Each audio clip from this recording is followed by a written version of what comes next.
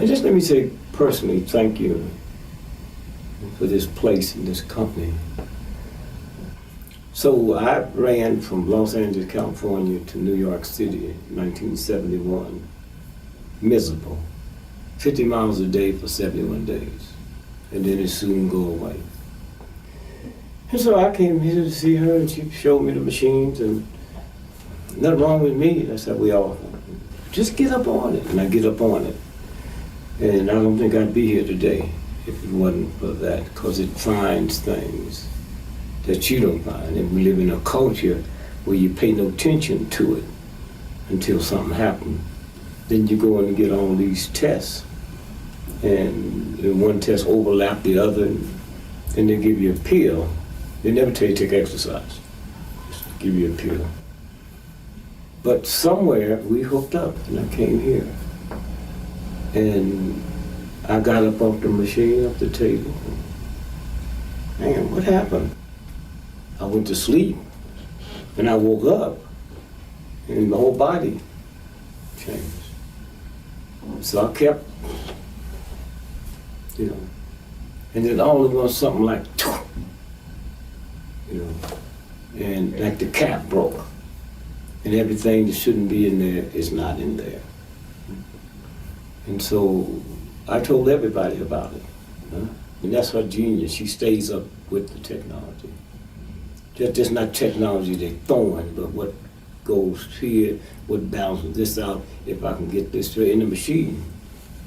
You think you're on another planet, and you listen to the rhythm, and I realize that's my rhythm. And it's like you just inject something in you and turn these little creatures are in, and they just start sweeping stuff out. That's why I explained to my grandmother, but she don't understand the rest of this stuff. But the great thing about it is when you assume the inheritance for living is these pains you feel and shortness of breath, and nobody's ever told us in our culture that that's not legitimate. And so I told her one day, I said, one day, what you're doing is dangerous for yourself. Because when people find out what you're doing here, you will not be able to close. They'll come here with guns. My mama's not gonna die. You're gonna put on this machine. I've been here, I don't care how long you've been here. She's gonna go on that machine because I've talked to people that know what happened. And so that's why I'm here. And I've never told my wife I was that close to death, because when you're close to death, you don't know it, you just feel stuff. You never know how close to death was until somebody pull you out. And so I just want to say to my sister, thanks, not just for me, but for all the people she's helped. And I remember in the early days when she first started, I'm surprised she's still here.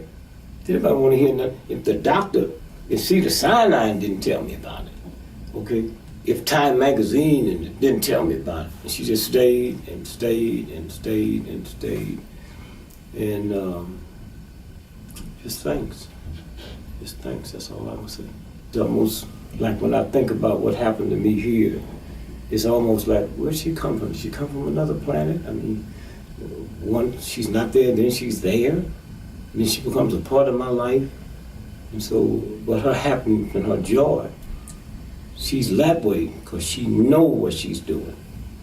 See, truth don't have to be validated by ignorance.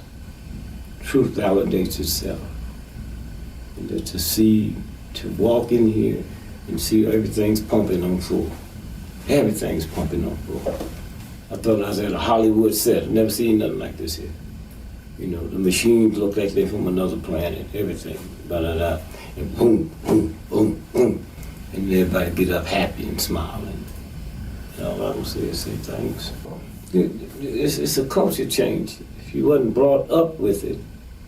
You see, everything that I eat that's been bad for me, the Ku Klux Klan didn't give it to me. The mafia didn't give it to me. I got it from my mother, from the church, from the state. TV never told me there's anything wrong. So how do I change that pattern when somebody that I've never met before tell me that means I got to go against my mother, my father, my family? They never said something this simple. So why would I believe it? And so what you do is you take somebody you trust. I mean, I could bring your grandmother, great-grandmother here, and if we got some illegal kind of drug, they might like it, but they ain't gonna share it with the family. When you got something good, they share it with the family. And grandma don't have to worry about. She trusts me, and she takes my word for it. That's the best thing, that's the best recommendation you can have, is I love and respect you, and so here. So I have no problem getting people in because of the amount of respect I get because of the human rights movement. So then they come and they just, and from that they tell everybody, hey, go by there, can't believe this, you know.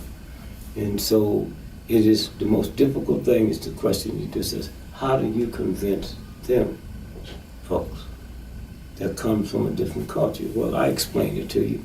If you and I 130 years ago, before there was automobiles and stuff, sit at a conference and say one day horses would be obsolete, they'd hook us up, arrest us, and take us right to a mental hospital.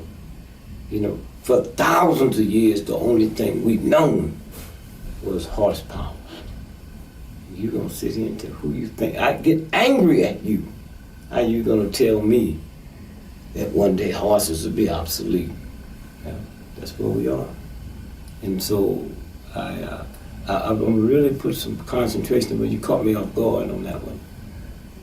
How do you tell someone, because you're messing with their culture, you're messing with their lifestyle.